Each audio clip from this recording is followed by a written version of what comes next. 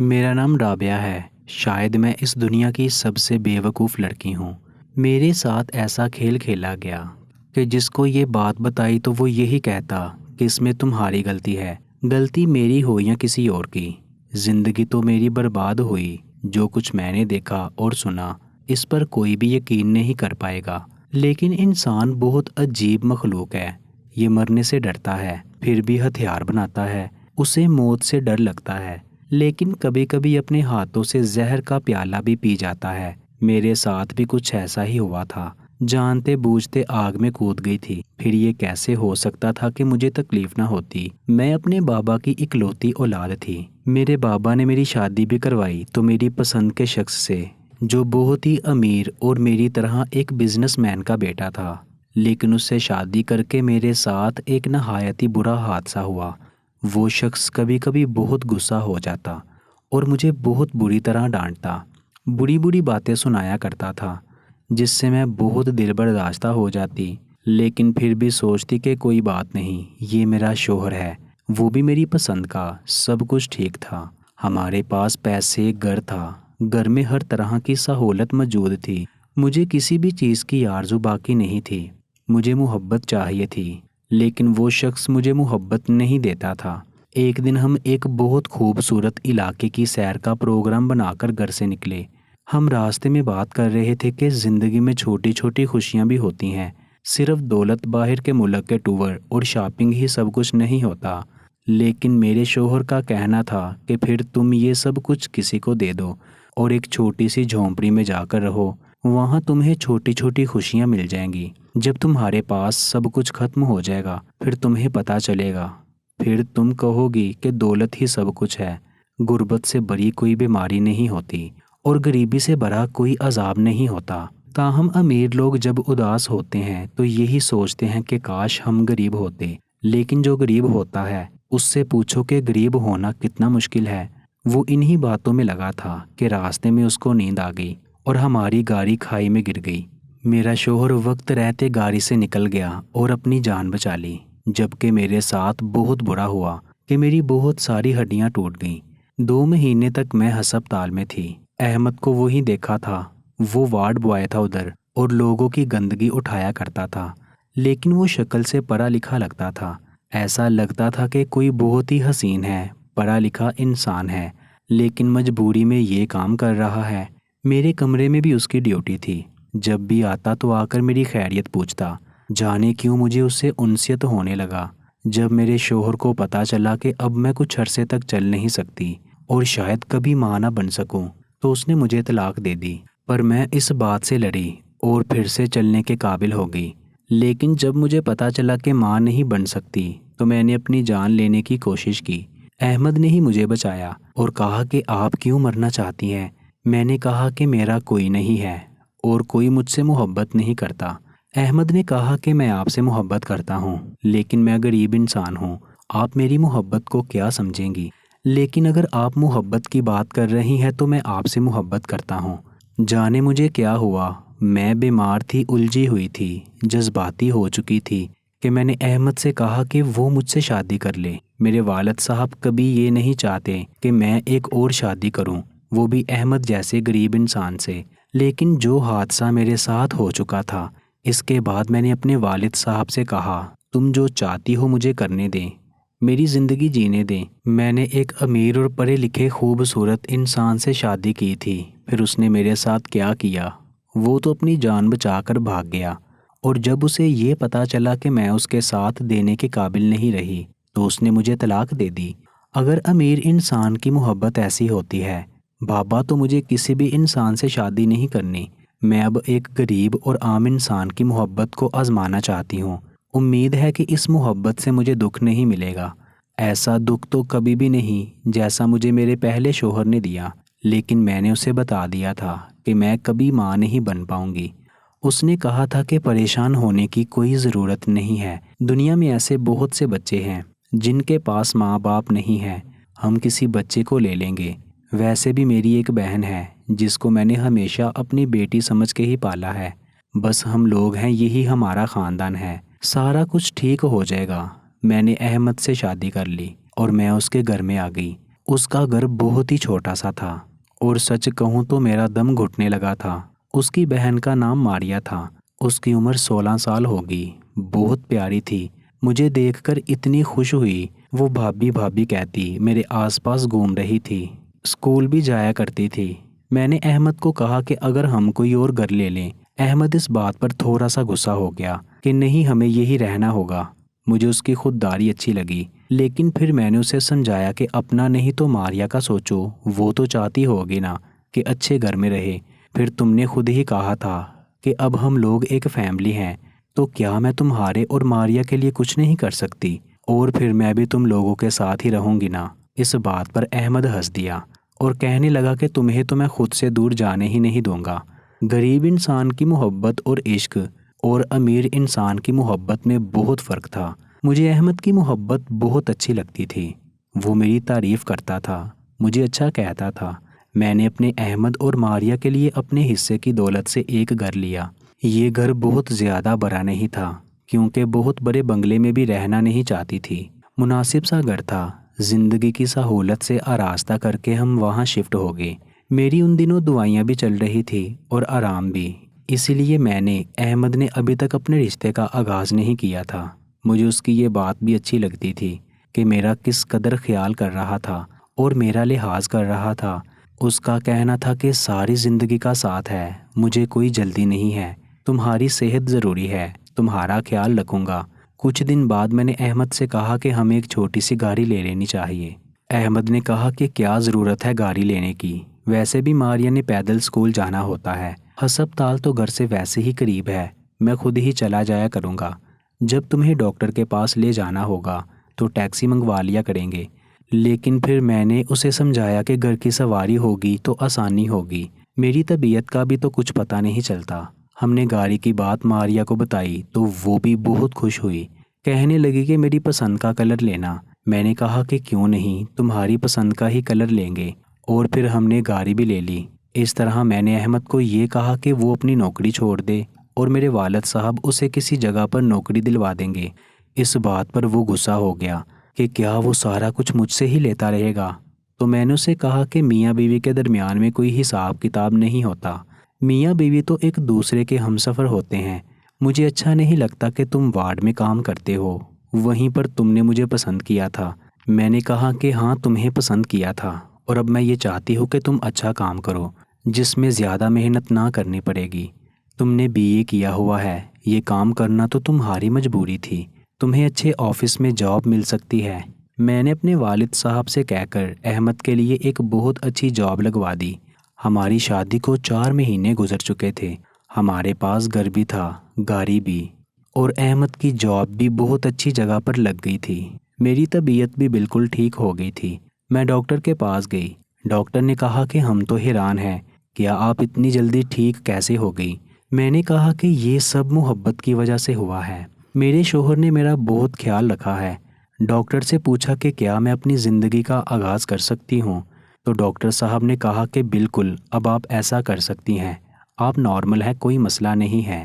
لیکن اسی دن میری نند میرے لیے اسکول سے ایک کلفی لے کر آئی، کہنے لگی کہ یہ ہمارے اسکول کی بہت ہی مشہور کلفی ہے، کلفی لینے کے لیے لائن لگتی ہے، بڑی مشکل سے آپ کے لیے لائی ہوں، جلدی سے کھا لیں۔ قسم سے بھابھی اتنی محنت کی تب جا کر یہ کلفی ملی مجھے۔ میری معصوم نند پر بہت پیار آتا تھا، وہ تو میری چھوٹی بہنوں جیسی تھی، میرا بہت خیال رکھتی تھی۔ میں نے وہ کلفی کھا لی، لیکن جب رات ہوئی تو ایک نہایت عجیب حرکت ہوئی۔ میں نے اپنے شوہر کو بتایا کہ مجھے ڈاکٹر نے کہا کہ ہم شادی شدہ زندگی کا آغاز شروع کر سکتے ہیں، تو اس بات پر بہت خوش ہوا۔ اس نے میرا ہاتھ چوم لیا، اس نے دوسرا ہاتھ اپنے ناک پر رکھ لیا۔ میں نے اسے پوچھا کہ کیا بات ہے، کیا ہوا؟ تو کہنے لگا کہ تم سے بہت ہی بری بدبو آ رہی ہے، اتنی بری بدبو آ رہی ہے کہ برداشت نہیں ہو رہی۔ مجھے لگا کہ وہ مذاق کر رہا ہے، بھلا کون سا شوہر بیوی کو ایسا کہتا ہے؟ اگر ایسا بھی ہو تو لوگ لحاظ کر جاتے ہیں، ایسی بات تو کوئی کسی کو نہیں کہتا۔ لیکن شاید اسے بہت سخت بدبو آ رہی تھی، کیونکہ وہ ناک سے ہاتھ ہٹا ہی نہیں رہا تھا۔ اس کا کہنا تھا کہ ناقابل برداشت ہے، نہیں تو میں تمہیں کبھی بھی نہ کہتا۔ تم نے کیا کیا ہے؟ میں نے کہا کہ میں نے کچھ نہیں کیا۔ اس نے کہا کہ تم جا کر نہا لو اور نہا کر سو جاؤ، مجھے صبح کام پر جلدی جانا ہے۔ میں دوسرے کمرے میں جا کر سو جاؤں گا، اور جا کر ماریا والے کمرے میں سو گیا۔ واقعی بدبو آ رہی تھی، لیکن یہ کس قسم کی بدبو تھی؟ میرے جسم سے آج تک ایسی بو نہیں آئی تھی۔ میں تو اپنا بہت خیال رکھتی تھی۔ اگلے دن بھی میری نند میرے لیے کلفی لے کر آئی، وہ روز ہی لایا کرتی تھی، مجھے بھی بہت مزے کی لگتی تھی۔ میں نے کھا لی اور دن گزر گیا، لیکن میں سوچتی رہی کہ کل رات کو کیا ہوا تھا، کہیں دوبارہ ایسا نہ ہو، اس لیے آج میں پہلے سے ہی نہا کر بیٹھی تھی۔ لیکن جیسے ہی میرے شوہر نے کمرے میں قدم رکھا، مجھے خود ہی وہ بدبو آنے لگی۔ آج احمد کا موڈ اچھا تھا، اس نے کہا کہ میں منہ ہاتھ دھو کر آتا ہوں، پھر ہم لوگ کوئی اچھی سی فلم دیکھ سکتے ہیں۔ لیکن میں کترا رہی تھی۔ جیسے وہ لوٹ کر آیا اور آ کر میرے پاس بیٹھا، اس نے پھر سے اپنے ناک پر ہاتھ رکھ لیا۔ کیا تم اس گھر کے کام کرتی رہتی ہو؟ تم کیا کرتی ہو کہ تمہارے سے اتنی بری بدبو آ رہی ہے؟ بار بار یہ بات کرنا بھی نہیں چاہتا، لیکن میں کیا کروں، میں بھی انسان ہوں، اور ویسے بھی شوہر چاہتا ہے کہ جب اپنی بیوی کے پاس آئے تو اس سے خوشبو آئے، اسے اپنی بیوی پیاری لگے۔ تم بہت اچھی ہو، بہت پیاری ہو تم، جاؤ نہا کر آؤ، ابھی جاؤ۔ میں نے کہا کہ میں تھوڑی دیر پہلے ہی نہا کر آئی تھی، لیکن میرے شوہر نے کہا کہ پھر سے نہانا ہوگا۔ میں پھر چلی گئی۔ اب مجھے اس بات پر بہت دکھ ہو رہا تھا، بہت شرمندگی ہو رہی تھی، اپنے شوہر کے سامنے خود کو بے وقوف اور لاچار محسوس کر رہی تھی۔ میں پھر سے نہانے چلی گئی اور اچھی خاصی دیر لگا کر واپس آئی۔ میرے شوہر کا موڈ پہلے سے بہتر تھا، شاید وہ بھی اپنے آپ کو سمجھا کر بیٹھا تھا کہ کبھی ایسا ہو جاتا ہے، اس میں پریشانی کی کوئی بات نہیں ہے۔ اس نے مجھے پیار سے بلایا، میرے ساتھ میٹھی میٹھی باتیں کی اور کہنے لگا کہ تم بہت خوبصورت ہو۔ لیکن اچانک سے اسے بھی وہی بو آنے لگی اور مجھے بھی۔ میں تو حیران تھی کہ آخر یہ ہو کیا رہا ہے۔ میرے شوہر نے کہا کہ دیکھو مجھے معاف کرو، میں تمہیں کچھ بھی غلط نہیں کہنا چاہتا، لیکن میں بہت تھکا ہوا ہوں، مجھے بہت نیند آ رہی ہے۔ میں نے کہا کہ میں دوبارہ نہا لیتی ہوں، تو اس نے کہا کیا تم 2 دفعہ نہا چکی ہو، لیکن یہ بو تو نہیں جا رہی، پتہ کرو ایسا ہو کیا رہا ہے، ہو سکتا ہے یہ کسی دوائی کا رد عمل ہو، اور کیونکہ تم نے پچھلے 7 ماہ میں بہت سی دوائیاں کھائی ہیں، اور یہ جو مہنگی دوائیاں ہوتی ہیں، اینٹی بائیوٹکس وغیرہ، ان کا اثر بھی ہو جاتا ہے۔ تم صبح جاؤ ڈاکٹر سے پتہ کرو، لیکن ابھی مجھے جانے دو، مجھے بہت نیند آ رہی ہے۔ میں نے کہا ٹھیک ہے، آپ اسی کمرے میں بستر ڈال کر سو جائیں، کمرے سے جائیں نہیں، میرا دل گھبراتا ہے، یہ بو سارے کمرے میں پھیلی ہے، میں یہاں بیٹھ نہیں سکتا۔ شوہر کمرے سے چلا گیا اور میں پھوٹ پھوٹ کر رونے لگی، کیونکہ مجھے آج تک کسی نے بھی اس طرح نہیں کہا تھا۔ بے شک بات سچ تھی، اور وہ بھی اپنے طریقے سے ہی کہہ رہا تھا، لیکن مجھے بہت دکھ ہو رہا تھا۔ آخر میں کیا کرتی تھی کہ میرے بدن سے اتنی گندی بدبو آنا شروع ہو جاتی تھی۔ ڈاکٹر سے جا کے پوچھا تو ڈاکٹر نے کہا کہ دیکھیں ہم نے تو آج تک ایسا کوئی کیس نہیں دیکھا، ہو بھی سکتا ہے کہ دوائیوں سے ایسا ہو رہا ہو، لیکن دوائی آپ نے 2 ہفتے سے نہیں کھائی، اور انسانی جسم ایسا نظام رکھتا ہے کہ اس کے اندر سے سارا کچھ فاضل مادے ساتھ ساتھ نکلتے رہتے ہیں۔ آپ پانی بہت زیادہ پیئے، لیموں کا استعمال کریں، شاید آپ ٹھیک ہو جائیں۔ میں نے پانی پینا شروع کر دیا اور اپنی خوراک میں لیموں کا استعمال کیا، لیکن پھر بھی مسئلہ حل نہیں ہو رہا تھا۔ ایک دن تو میرے شوہر نے مجھے بری طرح ڈانٹ دیا، کہنے لگا کہ انسان کی بیوی ہوتی کس لیے ہے؟ دل تو کہہ رہا ہے کہ تمہارے ساتھ بیٹھوں، تم سے کوئی بات کروں، لیکن تمہارا یہ مسئلہ ہی ختم نہیں ہو رہا۔ یوں تو میں اپنی بہن کے ساتھ ساری زندگی رہا ہوں، اگر مجھے اسی کے کمرے میں سونا تھا تو پھر تم گھر میں کیوں ہو؟ یہ کیا مصیبت ہے کہ میں اس کے کمرے میں بیٹھ بھی نہیں سکتا، اپنی بہن کے کمرے میں جا کر مجھے سونا پڑتا ہے۔ تم سوچ بھی نہیں سکتی ہو میں کس مسئلے سے گزر رہا ہوں، میں خود کتنا پریشان ہوں، مجھے کچھ سمجھ نہیں آ رہا میں کیا کروں۔ میرے شوہر نے مجھے بری طرح ڈانٹ دیا، اس نے یہ بھی نہیں سوچا کہ میں نے اس کے لیے اتنا کچھ کیا تھا، اور اس میں بھلا میرا کیا قصور تھا؟ میں تو خود زیادہ پریشان تھی۔ ایک دن میری نند میرے لیے کلفی لے کر آئی تو میں پہلے سے بہت پریشان بیٹھی تھی۔ میں نے اسے کہا نہیں کھانی مجھے تمہاری کلفی، دفع ہو جاؤ یہاں سے۔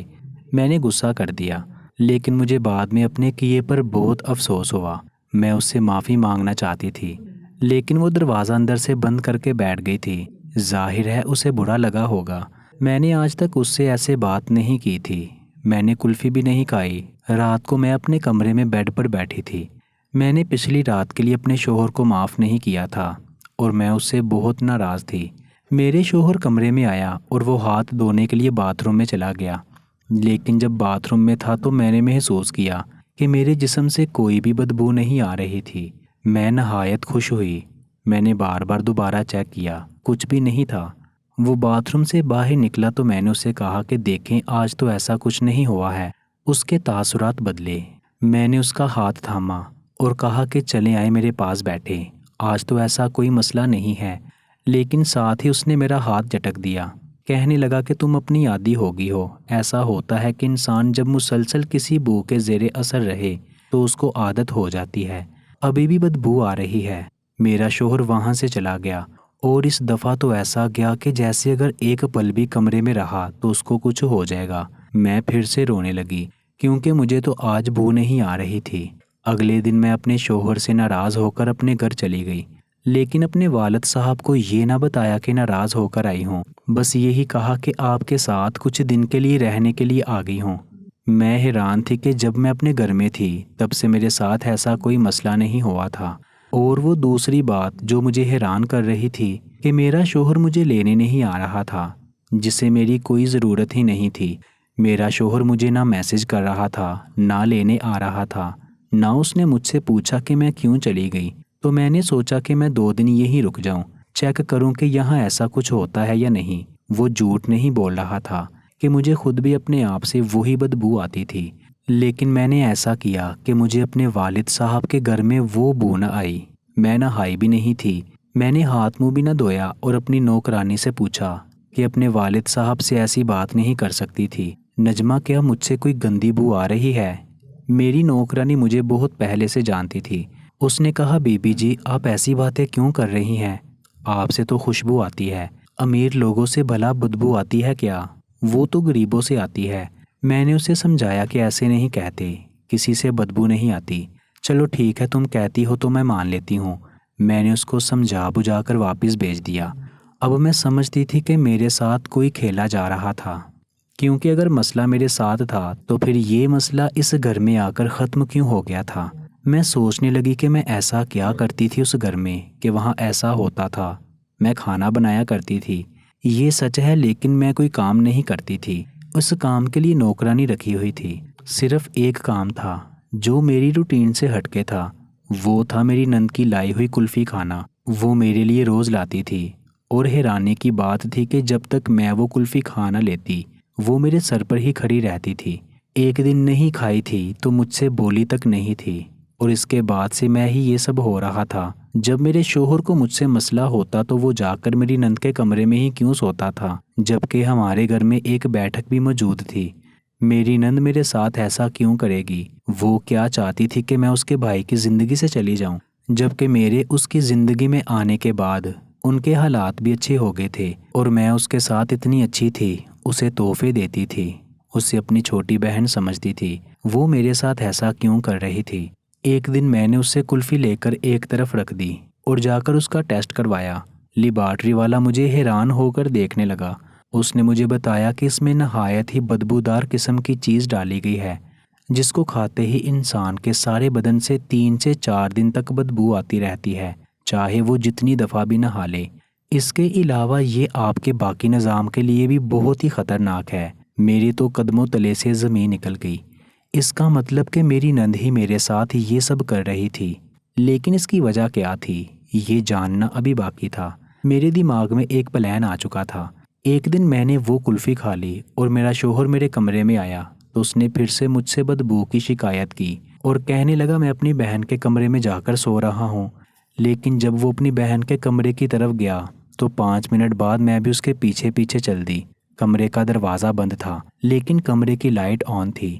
میں نے دروازے کے ساتھ کان لگائے تو مجھے ان کی آوازیں آئیں، یعنی وہ کچھ باتیں کر رہے تھے، جبکہ میری نند تو پہلے سے ہی سو جانے کی ایکٹنگ کر رہی تھی، کیونکہ اس نے مجھے 2 گھنٹے پہلے کہا تھا کہ میں سو رہی ہوں، لیکن اس کا مطلب کہ وہ سوئی نہیں تھی۔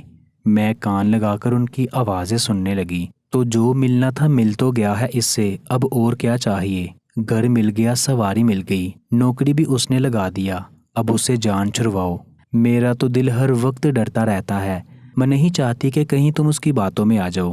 پاگل، مرغی کے انڈے کھاتے ہیں، مرغی نہیں کھاتے۔ یہ ہمارے لیے سونے کے انڈے دینے والی مرغی ہے۔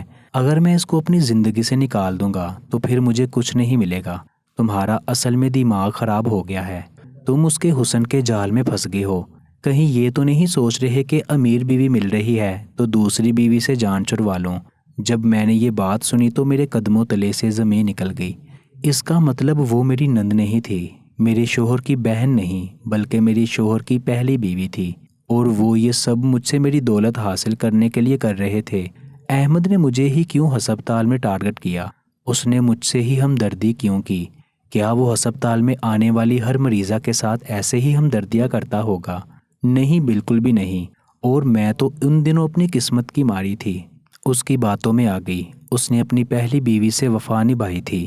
وہ ایک دن بھی میرے قریب نہیں آیا تھا، اسی لیے جب بھی میں اسے کوئی نئی چیز لینے کے لیے کہتی تو پہلے وہ مردوں کی طرح انا میں آ جاتا کہ نہیں میں تم سے یہ چیز کیوں لوں، لیکن پھر وہ چیز مجھ سے لے لیتا تھا۔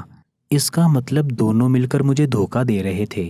میں نے ایک جھٹکے سے دروازہ کھولا تو وہ دونوں بہت ہی قریب بیٹھے تھے اور ایک دوسرے کا ہاتھ تھام رکھا تھا۔ میرے منہ میں جو آیا میں بولتی چلی گئی کہ تم نے مجھے دھوکہ دیا، تم دونوں مل کر میرے ساتھ یہ سب کر رہے تھے، یہ تمہاری اصلیت ہے، یہ تمہاری بہن نہیں بلکہ تمہاری بیوی ہے۔ وہ لوگ آگے سے یہ کہنے لگے کہ ایسا کچھ نہیں ہے، تمہیں غلط فہمی ہوئی ہے، ہم ایسی کوئی بات نہیں کر رہے تھے۔ لیکن جب میں نے کہا کہ میں نے ساری باتیں سن لی ہیں تو وہ ایک تو چوری اوپر سے سینہ زوری کے اصول پر اتر آئے۔ کہنے لگے کہ کیا ہے، کیا کر لو گی، جو کرنا ہے میں تمہیں کھڑے کھڑے طلاق دے دوں گا، اور تم جیسی مریضہ سے دوبارہ کوئی تیسری شادی کون کرے گا؟ ایک تو تمہیں پہلے ہی چھوڑ چکا، سارا کچھ بھی تم نے ہمیں دے دیا، اور یہ سب ہمارا ہے۔ اس گھر سے جاؤ گی تو تمہارا کچھ بھی نہیں بچے گا۔